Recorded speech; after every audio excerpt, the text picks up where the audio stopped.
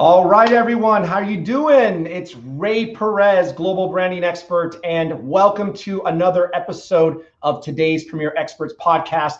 I am so excited because today I have a very special guest, a celebrity entrepreneur right out of Canada. A lot of people think he's from the US, but he's in Canada. And this gentleman has been just blowing up the social media channels, YouTube, Facebook, Instagram, you name it, he is everywhere. And he is transforming entrepreneurs' lives and really taking them to the next level.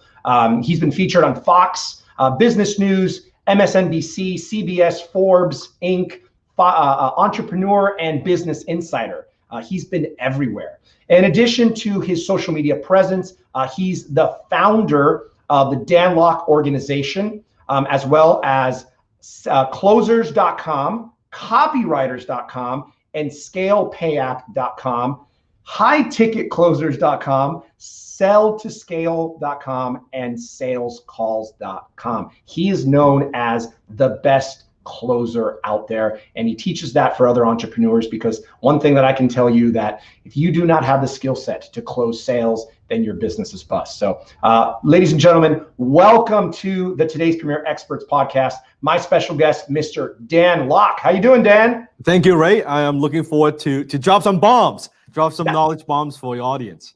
That's right. I love it. I don't want to take Brad Lee's dropping bombs, but we got to drop some knowledge bombs over here. And I'm just so excited to have you on the show. I was part of one of your events a few weeks ago, which we'll kind of share about in a moment. But I really connected with you in the strategic mindset that you have when it comes to growing and scaling businesses. Yes.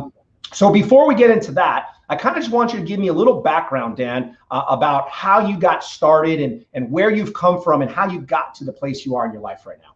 I was a punk kid, right? I was living in Hong Kong. That's where I was born. And at 14 years old, I immigrated to Vancouver, Canada.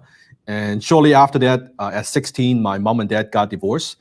And then 1 year later, at 17, my dad actually went bankrupt, right? He wasn't a very super experienced businessman. So his business partner actually had him sign all the dots and guarantee everything and disappear one day. So that left my dad almost $1 million in debt. And he was devastated and he couldn't support us anymore. And as the only child in my family, I had to provide for my mom. So that's how I got into business. I never thought of becoming a business person, but I wanted to protect my family.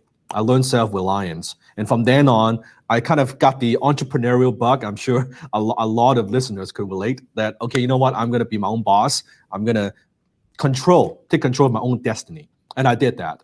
And for the first few years, just like most people, trying to find my way, like what should I do and what business should I start? And I started and failed at 13 businesses before having my first success. I tried, like most people, I tried vending machines, I tried to fix computers, I tried delivery little business, like all the side hustles, what the kids nowadays call, right? I tried a lot of side hustles. None of them worked. And until in my early 20s, I found my first mentor. His name's Alan. And Alan took me under his wings and he taught me marketing and copywriting.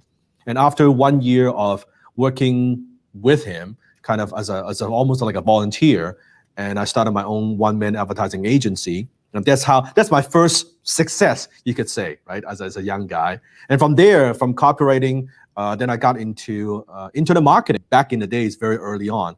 Because you mentioned a lot of people, they saw me on social media. Oh, Dan Lok is blowing up. Like sometimes it feels like he came out of nowhere. Actually, I've been doing this for a long time, right? Probably now 15, 16 years, a long, long time. Back in the day, we're talking Yahoo, all those search engines, dial up, like early Netscape. That's how early it was, right? So you are an overnight success, 15 years in the making. 15 years, yes. It's just social media gave you the exposure, right? It gives me the exposure of, oh, now they know, what I do. But definitely, there's no doubt, social media took me from a local entrepreneur to a global brand. It's no doubt about it, right? And when I made the decision almost 5 years ago, I said, this is big. This is very, very important. And I made the decision to kind of go all in. And one of the things I talk to all entrepreneurs is, you and I, and that's something that you teach. We're all a media company. Whatever we do, the product, the service that you sell, that's great. But we are a media company, right? You are a brand. Your company, it's a brand. And it becomes more and more challenging nowadays. Businesses with good product and services, no one knows who they are. So that's the big problem. Yeah. Right? They don't know that they even exist. So I always say visibility is more important than ability. You need to be visible. You need to get attention. You need to create content. It's part of what we do. It's not like, oh yeah, I just delegate that. I just outsource to some company. It's not like that. This is the business. Everything else is product. That's a golden nugget that I don't want anyone to miss. Repeat, visibility is more important. It's more important than ability. Visibility is more important because you can have the best ability in the world. You're the best kept secret. If no one knows you, right? One of the things I talked about at the event that you were on, right, the Smart Challenge, I said people cannot give you money unless they first give you their time, and they cannot give you their time unless they first even give you attention. If you're not even captivating, you're not capturing the attention, none of that matters. You won't even get the chance to sit down face to face on Zoom, on the phone, to talk about what you could offer to convert that sale. Forget it. It could be a great product, great service. None of that matters. People don't know it exists. They don't even want to talk to you. They don't even want. It's not like they don't know you. They don't want to spend time with you. Like, go away. You're like an annoying pest, right? No, we want to become the welcome guest. And the way to do that is by producing good quality content that people want to consume. I teach a theory called the consumption theory. And what it means is this. The consumption theory states, for every $1,000 you want someone to spend with you, on average, they need to consume at least 1 hour of your content. Wow. Okay, for $1,000, 1 hour of content. Now, it could be like this, 1 hour, right? It could be a podcast, a video. It could be micro content, like 5-minute article, 10-second Instagram, a little 5-minute video. It could be micro content, but add it up to that hour. Add it up, but you need that. So then, business owner always talks about what? But Dan, I don't have 1 hour of content out there in total. I said that's the problem. You don't even have enough stuff for people to consume. Then how could you build trust? You can't do it. Wow, this is great. I'm going to take some notes here because I'm learning stuff from you right now, Dan. And I love how methodical you are, right? Because one of the things I'm known for in personal branding is how strategic I am. So when I listen to you, you don't just give a good concept. You literally break down exactly the reason why this concept works and how do you do it. And I think that's one thing that a lot of, let's call them celebrity entrepreneurs, right, on social media or influencers, they forget to teach that part. They teach the big picture, like this, you got to become your brand. You got to get out there. Well, obviously, right? But how do we do that? What's like 1 hour of content per $1,000? That's genius. Correct. I love. Can you give me the formula? Can you give me like the step-by-step how to build someone's personal brand agency in the world? What would you, have you chunk it down? How would you do that? I think it starts off with knowing who is the personal brand. What is this character? And you are a character, right? It's taking who you are as a person, your values, your traits, but you amplify it on social media, right? Just like when we do podcasts, when we make content, you have to put in a little bit more energy, right? You can't be, oh, hi, yeah, welcome to my show. Like, no, it's no one's gonna listen. You got to have that, put in that oomph, right? Knowing who you are, what you're about, what you want to be known for, what you want to be known as. Just like you have global branding expert. So when you don't give something for people to latch onto, they come up with their own conclusions. So give them something, right? This is what you want to be known for. It's almost like a little bit like, it's not, oh, Dan, are you talking about, fake it till you make it? I'm not talking about fake it till you make it. I'm talking about fake it till you become it. May I give you a little quote that I've been using for many years? Love it. Faith it till you make it. Yes, it's the same idea. And I know what you're saying. That's why I'm saying it, because what you're stating is you must have the belief that this is the future that you are living into. It's not faking it. you are so certain that this is who I'm becoming that you put it out there, and then you walk into that future, right? Correct. It's also declaring to the world, this is who I am. And you're not apologizing. You're not shy away from it. It's like, yeah, this is what I am. This is what I do. From there, from that foundation, then it's about creating content. Now, in my case, in your case, we like videos because videos you can repurpose in so many different ways. You can convert into podcasts. You can convert into micro content on Instagram or stories. I like to do videos. And videos, how I got the idea, right, is about a few years. Yeah, before I started on YouTube. Why I picked YouTube. At the time, I saw there's three main business influencers on YouTube. Still, there are only three. I would be the fourth one. And I thought to myself, they're great, but there's got to be a spot for the fourth one, right? There has got to be a spot for the fourth one. And I think I would probably resonate with different audience, because my message is different, right? You have Gary Vee, which I love Gary Vee, right? Gary's about hustle, right? I'm about leverage. I'm about strategic. I'm different, right? Which is great. Both are good. And I think people want different things. And I thought, you know what, I could do it. And with video, just so you know, the first few videos that I did, a 2-minute video took me 13 takes. You were talking about, how come I'm able to break down concepts, right? I want to tell you that I'm this great genius. Not at all. The truth is because I'm actually not super smart. Like learning closing, learning copywriting. English is not my first language. I flunked English twice when I was in high school. So it's like, there are people who are good, but they don't know why they're good. Yeah. I sucked. So every single thing I do, I know why I'm good. If you were to ask me about YouTube, I could break it down exactly, like super precise of what I do. And, I shared that during the event with you, right? Same thing. Like, it's not, it just happened. You make good content and boom, before you know it, you got followers. No. Here's how you look at analytics. Here's how you look at numbers. Here's how you do titles. Here's how you create thumbnail. Like, it's that detail. So everything I do, it's that, because I need that for myself in order to make it work. So then I can explain everything I do, why it works and why it doesn't work. And I love that because, we're very similar in the sense that we only teach, share, and offer services that we have consumed personally and mastered first.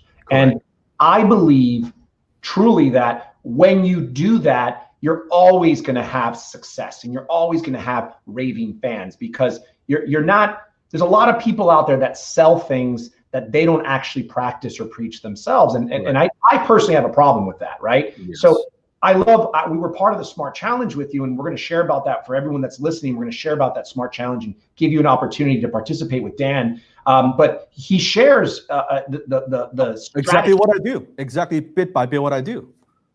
Exactly, and that's what I love, because they're actual actionable items that any entrepreneur can implement in their business. Correct. So let me ask you this: what would you? So you said 3 people. You mentioned one. Do you want to mention the other 2? The 3 people that were the top influencers. So Gary Vee, and you have Tai Lopez, and you have Grant Cardone.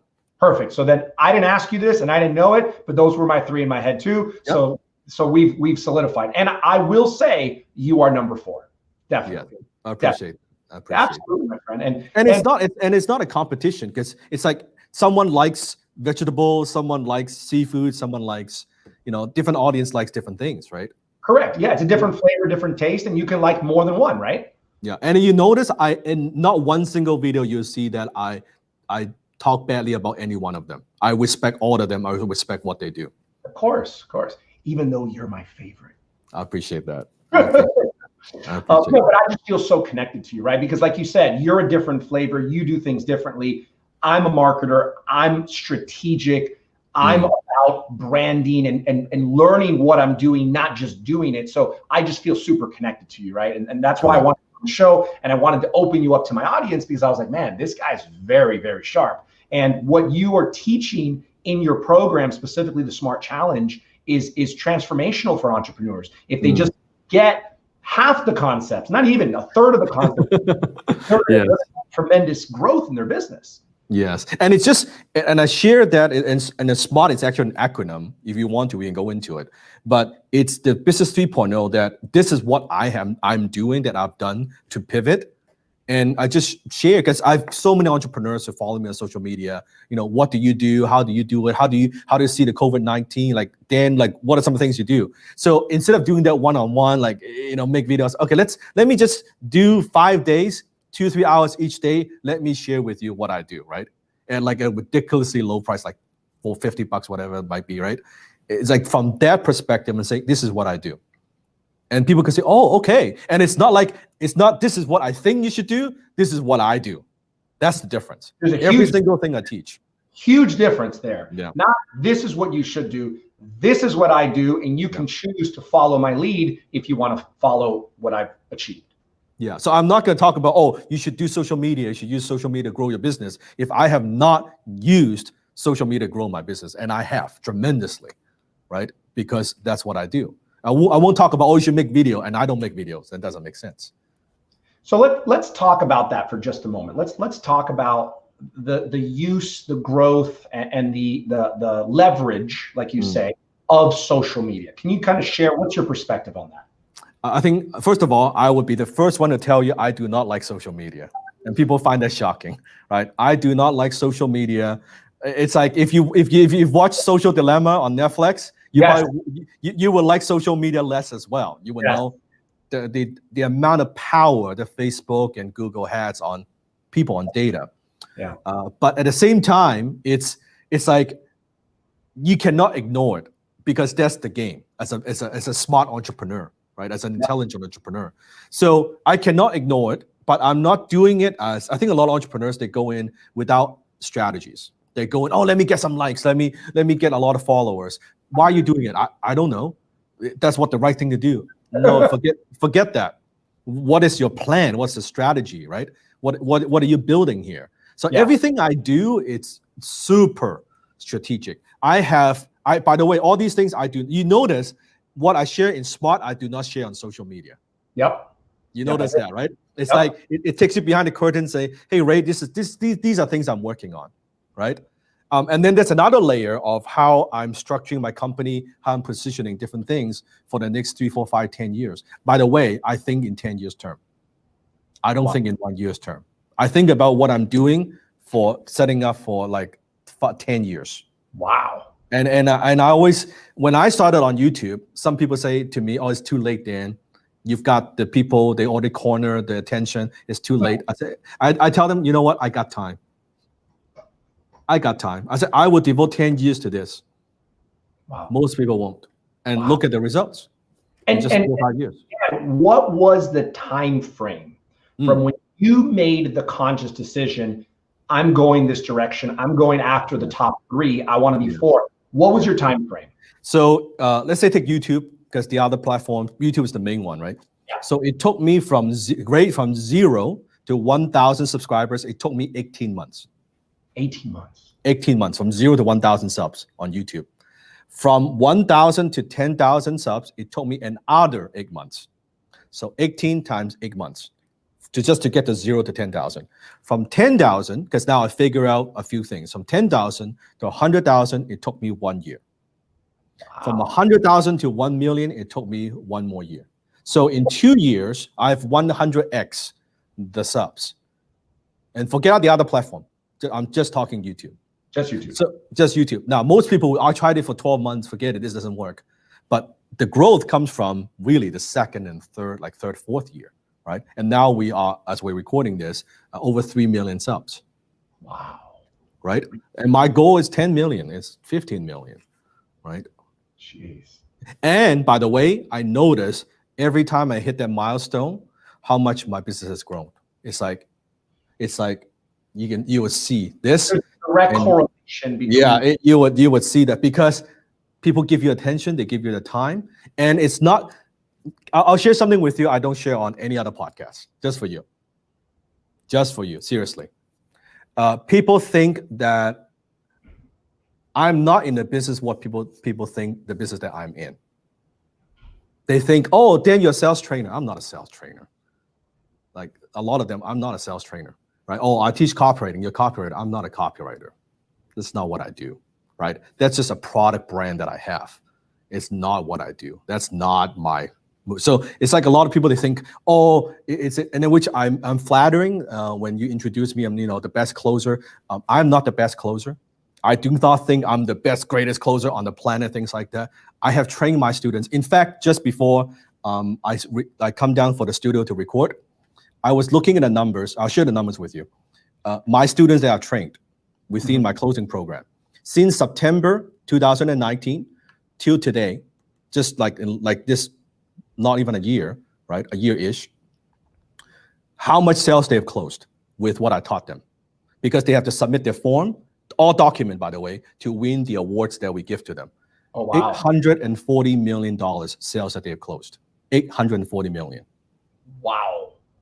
So I don't consider myself, oh, I'm the best closer I've closed, but I think I have a pretty good methodology training other people on how to do it. That I would say, yeah, I would proudly say that, because these are document numbers, not, oh, maybe, no. And that's just this year. Forget a few billion that we've done before that, right? Wow. Just this year. And that's during COVID. This is true. This is probably the worst year ever, and you're all close to $1 billion. Yeah. So it's like, I'm very proud of the students because it's a validation that my methodology works, right? But even then, oh, Dan, are you a sales trainer? That's not what I do. It's not what I do. I do it because I like to teach. It's like a passion, a hobby that I have. But no, right after this, I'm already in a deal. I'm talking about acquiring another company, a tech company. People don't know I do that kind of stuff. I don't talk about it. I don't want to talk about it, because on social media, the art of war, you don't want your enemies to know everything that you're working on. Why would I? Right? It's dumb to share that. I get it. Well, I you say you're not a teacher, and but I feel from listening to you that it's something you're passionate about. Yes, I am. Enjoy seeing that growth in other people. Yes, and you would see. I would say, Ray, you would see. It doesn't matter how big my business gets. I promise myself I'll always devote a certain amount of time to teach, through content, to whatever it might be, because that it fills my soul. Like I'm passionate. I like to do it. So that's not a problem. I don't care if I make money, don't make money. It doesn't really matter. Yeah, I definitely see that in you, and I relate to you in that sense, and I value that a lot, because there's so much of a ripple effect that you can make in the world by teaching others what you have been able to master. And I think that's wonderful. Yes. And also the abundance mindset of, I think we all teach what we need to learn the most. So I teach things that, hey, you know what? I'm always a student of closing. I'm a student of marketing. I'm a student of leadership.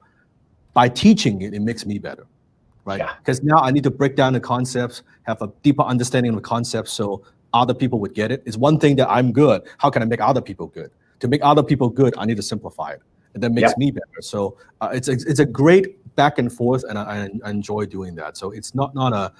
I feel I don't like to golf. I don't like to fish. Like those things don't interest me. I like to teach. I'm with you on that one, and I like that. So let me ask you a question. What is the business 3.0? Okay, so business 2.0, we're talking about how business is done. Let's talk about pre-COVID, before COVID, that you have traditional businesses and you have some online businesses, how business is done. But the minute the COVID-19 hit, and it's very, very unfortunate because a lot of death. But at the same time, I do believe it's a wake-up call for a lot of entrepreneurs and business owners. Before they're thinking about, oh, do I need to go online? Do I have to do this social media stuff? Like now it's like, you got to do it. Like it's that final nudge. Like, hey, you got to do it, right? It's like people who are, I don't want to exercise, but suddenly, oh, you got heart problem, you've got high blood pressure. Okay, you got to exercise, man, right? So it's the same thing. I think so. Business 3.0, bigger is not always better. We've seen it already. Companies that are massive, they've been around a long time, billion-dollar companies, they could close down literally in months. Like you think they would be too big to fail. So I think from a CEO perspective, from an executive perspective, how can we not just make the company bigger and grow, like not just growth for the sake of growth, but how can we make the company more valuable? How can it be a very valuable company? And that to me has to do with like, it's like almost like a business 3.0 triangle that I teach. It has to do with social media, because media gives you a leverage. Yeah.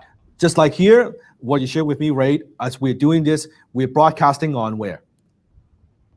Facebook, on 4 different Facebook channels, 2 YouTube and Periscope. There you go. That's power of media. We could not do this without social media. Before, back in the days, to get an interview, we got on Fox, we get on like, all the traditional news outlet. That's fine, but more people are tuning into this than a traditional news channel. Let's just face it. Speaking of tuning in, right now we have Cheryl through YouTube. It's fantastic. Perfect. Thank you, Ray Perez. Welcome, Dan Locke. Thank you. Hey, Cheryl. Yes. Right. So let me see. We have Jaime, amazing information. So look at this. Without traditional advertising, we're right? Connected. We're connected to the world, and we're connecting to the world. And so that's why I say I don't like social media, but it would be a shame not to use it. It would be crazy not to use it. Hey, Sarah. Yeah. So social media, and then you have what I call your remote team. So you are leveraging, you're growing with a remote team. Now it's like, right, I have been talking remote for like years before. Now it's like, oh, it's hip, it's cool, right? Like, dude, I've been talking about it. I'm telling all the entrepreneurs, remote. Right? For us, right, Dan? Now everybody works remote. They have to work remote. They hire remote. Isn't that the most amazing but also wonderful thing, right? Because I'm with you. What do you mean? Like this is what I've been doing for years. This is just normal, and it used to be such a challenge to get people to adapt, and now all of a sudden the entire world is just this is what they do. And now you hear Twitter, you hear Facebook. Oh no, actually we don't need as many employees going to the office, and it's a new way of leveraging social media. Now you're talking to many people, using a remote team to scale, and then you use technology. You have to think about all of us, media company, all of us is in the technology business.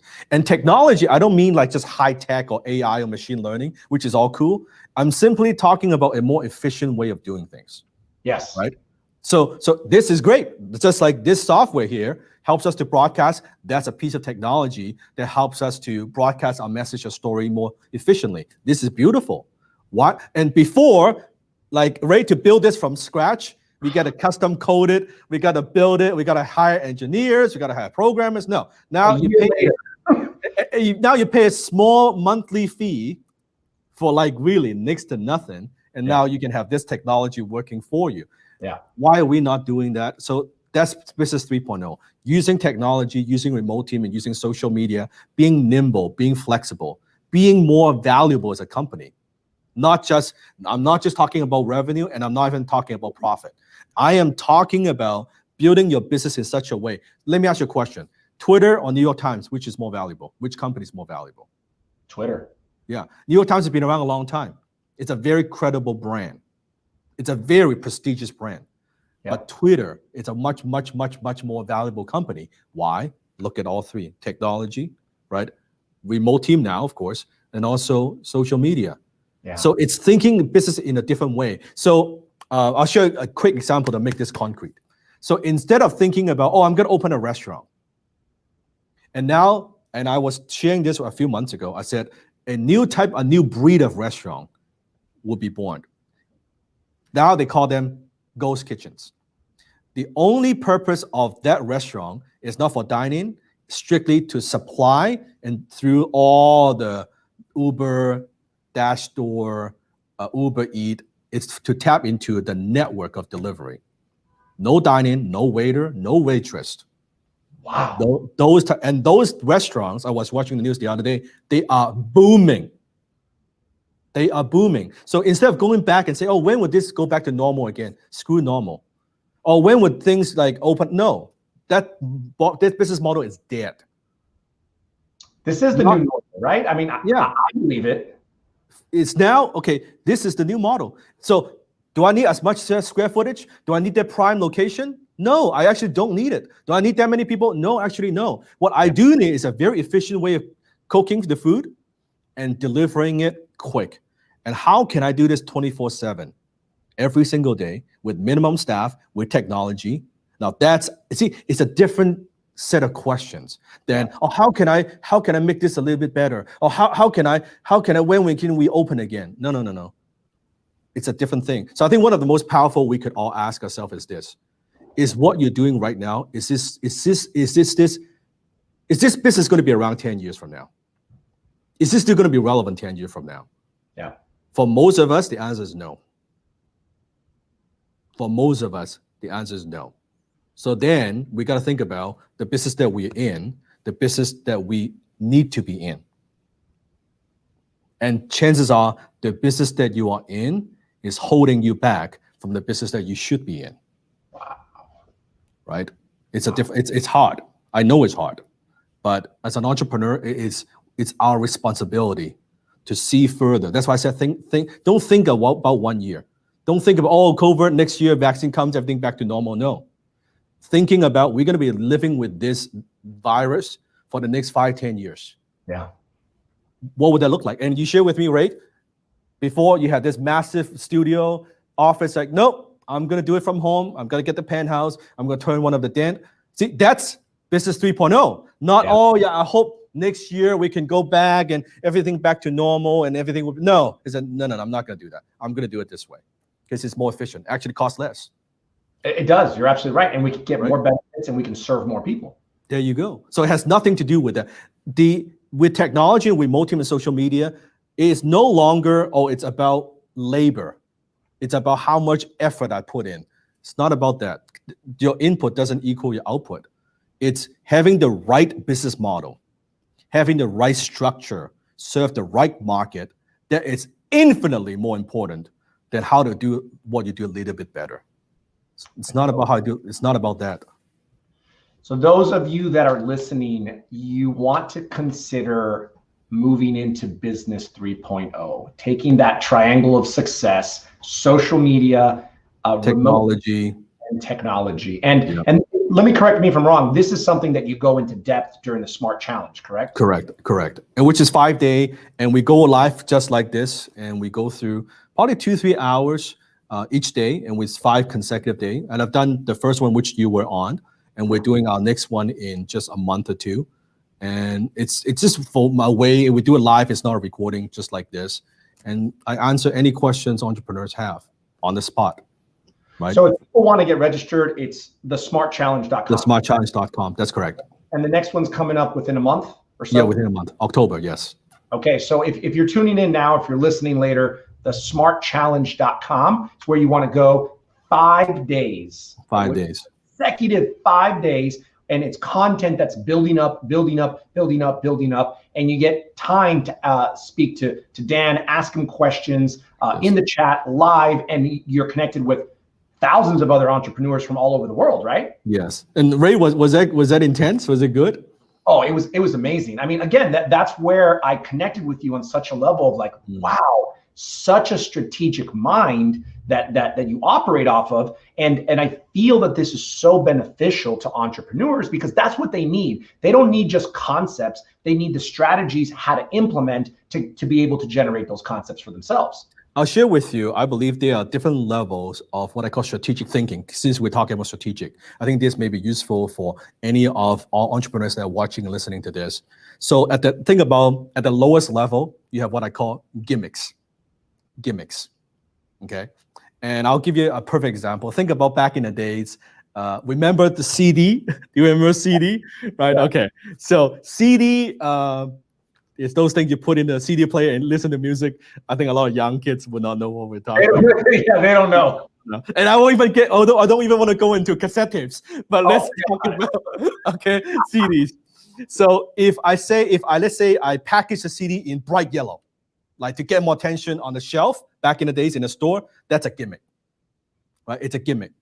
What's the trick that I can get someone's attention, trick them, this, that? That's a gimmick. And then the next level 2 is what I call tactic. Okay, a tactic. Which then, let's say, buy 4 CDs and get one for free. a promotion, a campaign. That's a tactic, right? And then you have a next level, level 3, strategic thinking is strategy. A strategy is, well, how could I get maybe the singer, the celebrity to come into the store and do a CD signing, and I can create an event that can bring a lot of people in and sell a lot of CDs at the same time and also promote the store. That's a strategy. It's not a tactic, right? Now, most entrepreneurs, most of them, they spend way too much time between tactics and gimmicks. Right? What is that social media trick? What is that thing that gets more view? This kind of stuff. No. We need some of those from time to time. But as a CEO, we want to spend most of the time at the other things. So strategy. The next level is what I call business model. Business model.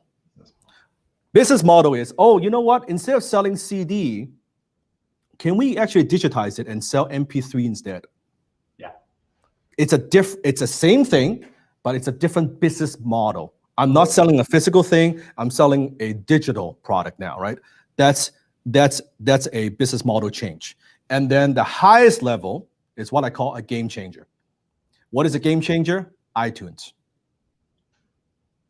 How can I create something?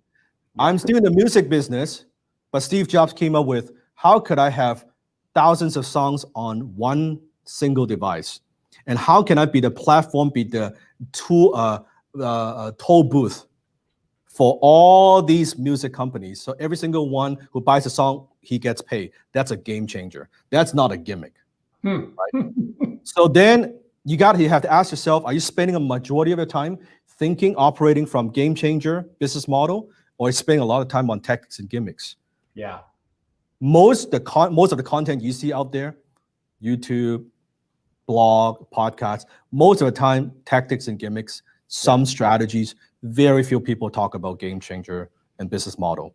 What I'm saying is, when you get the business model right or the game changer right, everything else is easy. You don't spend time thinking about game changer and business model. You can be like working, hustling, let me do all this stuff. How come it doesn't work? Because we're looking for gimmicks. Does that help? That, not only is that absolutely like gold, but you actually explained to me what I've been doing in my business. Awesome. It's almost like back in 2006 when I watched The Secret for the very first time and I learned the law of attraction. I said, holy moly, this is what I've been doing. I just didn't know it, and now it can be intentional. Dan, you literally broke down why I've been successful, what I've been doing. And I didn't really know what I was doing. I just always known, like, God's always instinct. Yes. My instinct to always be innovating, always be ahead of the curve, and always be doing something that no one else is doing. That's always been my thing. But you broke it down. Like, you literally just did it for me. So thank you so much. Like, yes, now you have a framework. I have a framework, and I can be intentional about that framework, which I think is where the maximum success comes from. One of the questions in my thinking time, I have my thinking time where I block out the time, no distraction, a pen and a notepad. I will think, just think. That's it. One of the questions I ask myself all the time is, what could put me out of business? And the second question is, how could I put myself out of business? Wow. Wow. Because if think about back in the days, if Blockbuster was asking this question, hey, what could put me out of business? I don't know, this little company doing this rental mail order DVD seems like kind of like small fish. Who cares, right? But what if these guys grow? What if these guys, it's a different business model? What if they make it work? No, they think about that. We do DVD rental, we do game rental, that's it. If they ask the question, what could put me out of business? Streaming. They would have been in that business and there would be no Netflix. Yep, and they would have. Blockbuster have all the resources, have all the connections, but they didn't ask that question. So I say that as a responsible, smart entrepreneur, we have to ask this ourselves. What could put us out of business? Let me put myself out of business, break my model so I reinvent. And I break my model again so I can reinvent. I don't want to wait someone else to come in and break my model. I do it myself. That's brilliant. I love you. You're even using the same examples that I use. So I talk about you don't want to experience the blockbuster effect. What's the blockbuster effect? When you don't pay attention to the shifts, to the technologies, and to what's happening in the world, and you just think that the way you're doing everything's never going to change. And next thing you know, it's too hard. There's too much of a learning curve to catch up, and you're out of business. So like, that's right. Beautiful, beautiful. So Dan, we're almost out of time. I mean, I literally could probably talk to you for the next 10 hours. So let's talk about really quickly. So we got a lot of people that have been messaging you here. Yes, I love the questions. Thank you. Thank you, Mary. Thank you. Thank you. Inspirational. It runs smooth when you're on purpose. Yes. Tips to create content in social media. Being intentional. Like we got massive amounts of comments here. So before we go, I just want to make sure that everybody has an opportunity. Register for Dan's next Smart Challenge, and you're going to be doing these consecutive, right? So if they register now and for whatever reason they can't make it, you can bump them to the next one, right? That's correct. That's correct. Okay, awesome. And then also, if people want to connect with Dan, go to his website, danlocke.com. Connect with him on all his social medias, all his platforms. He's got amazing content on there. And then they can also connect to the different companies you have with the copywriters.com, closers.com. Is that all accessible through there as well? That's correct. That's correct. And I think I want to I'll share one big thing with you, because we talk about what could put us out of business, right? Yep. Again, I don't know, right? I'm feeling really like I'm sharing things I have not shared really in other interviews. Thank you, my friend. Seriously, this is not like this. I'm serious. So you think about right now, my strongest thing that I have is what? My personal brand and social media. Correct. Guess what's the question I'm asking? What could put me out of business? So I'm already transitioning. As this is growing, I'm asking myself, what happens you take away my personal brand? I'm already building other things. That's why I'm making acquisitions, so that I grow my personal brand, but I'm not relying on my personal brand. Got it. Most people would be happy if they get to what I have on a personal brand level, right? 7 million followers across they would be like, oh my God, they would be crazy. I am not sitting on my ass and say, this is great, this is comfort. No. What could take me out of business? Let me take myself out of business first. That's the move that I'm making. I'm telling you now. Most people don't know about this. Wow. It's brilliant, because that's the only way to never be put out of business is by figuring that out on your own. I just invested in a company a couple months ago that I'm a silent partner. You don't even know I own that company. I'm on the board. I'm a majority shareholder. You know, it's in the financial tech industry. They have 12 companies. I invest in a holding company. No one knows. I will say that once you get to a certain level like you are, where you leverage the marketing, the media, the branding, the personal, everything, then the next moves is the investing, right? And technology and businesses and acquisitions. And that's really where true wealth is created. That's you don't get rich on income. You get rich on transaction and equity. That's beautiful. Absolutely. Dan, it's been such a pleasure. I hope to have you back on the show, because we got plenty more to talk about this for sure. We'll do it. For those of you that are listening, please make sure that you take advantage and register for the Smart Challenge, because I can tell you personally, by being a part of it, the concepts, the information, the strategy that Dan gives is way, way, way more valuable than the price for that small ticket. And just being around like-minded entrepreneurs and this type of energy will just make a difference in your business. So Dan, once again, thank you so much. I appreciate you. Appreciate I'm honored to have you, and I look forward to seeing you again, my friend. Thank you. Awesome. Take care, everyone. Take care.